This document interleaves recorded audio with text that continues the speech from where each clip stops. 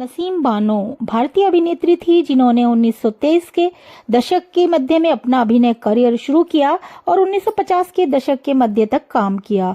वह अभिनेत्री सायरा बानो की मां थी और अभिनेता दिलीप कुमार की सास थी।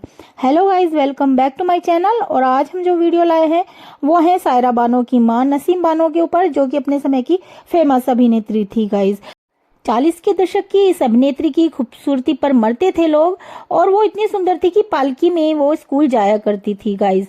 तो गाइज, हिंदी सिनेमा का इतिहास काफी पुराना है। ऐसे ही गुजरे जमाने के अभिनेता अभिनेत्रियों के बारे में आज की युवा पीढ़ी कम ही जानती है। आज हम आपको 40 के दशक की एक ऐसी अदाकारा के बारे में जो बेहद खूबसूरत थी। उन्हें एक बार कोई देख लेता था तो उनके चेहरे से नजर हटाना मुश्किल हो जाता था। कहा जाता है कि वह स्कूल में पढ़ने के लिए पालकी में जाया करती थी। वो इतनी सुंदर थी कि उन्हें हमेशा पर्दे में ही रखा जाता था। हम जिस हसीना की खूबसूरती का बखान कर रहे हैं वो थी नसीम बानो, दिग्गज अभिनेत्री सायरा बानो की मां और दिलीप कुमार की सास। बॉलीवुड की पहली महिला सुपरस्टार नसीम बानो का जन्म 4 जुलाई 1916 को हुआ था। उन्हें हमेशा फूलों की तरह रखा गया। आज हम आपको नसीम बानो के बारे में कुछ खास बातें बताने जा रहे हैं गाइस।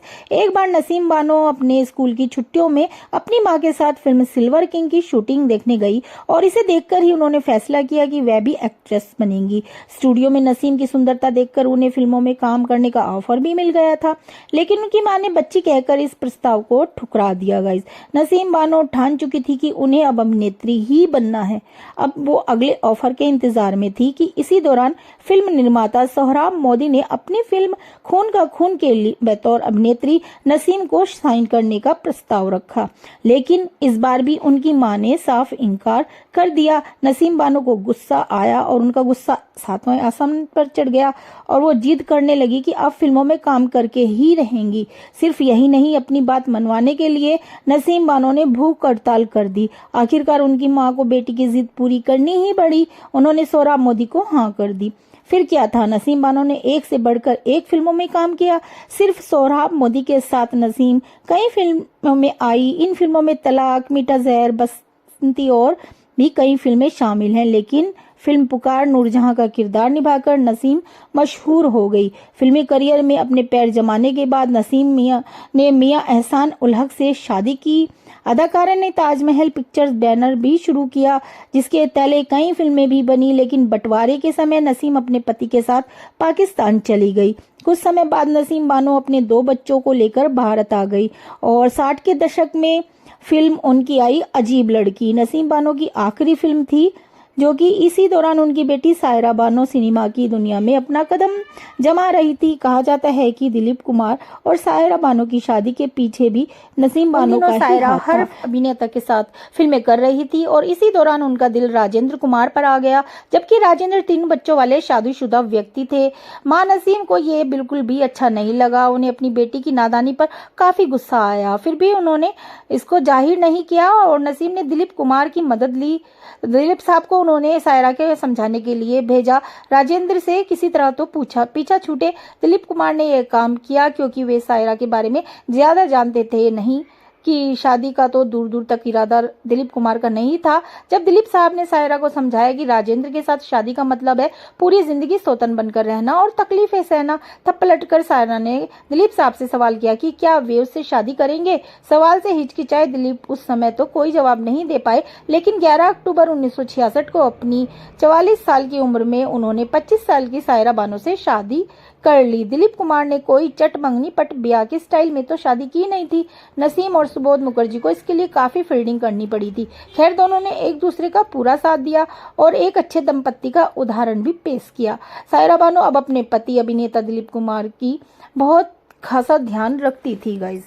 बात करें नसीम बानो की मां की, तो उनकी मां चमियन बाई थी, जो कि शमशाद बेगम के नाम से भी जानी जाती थी। उसे प्रसिद्ध और अच्छी कमाई करने वाली गायिका थी। सालों बाद जब नसीम अपने यौवन पर थी और 3500 रुपए वेतन कमा रही थी, उन्होंने बताया कि उनकी मां उस समय अपनी बुढ़ापे में भी उनसे ज्यादा कमाती थी।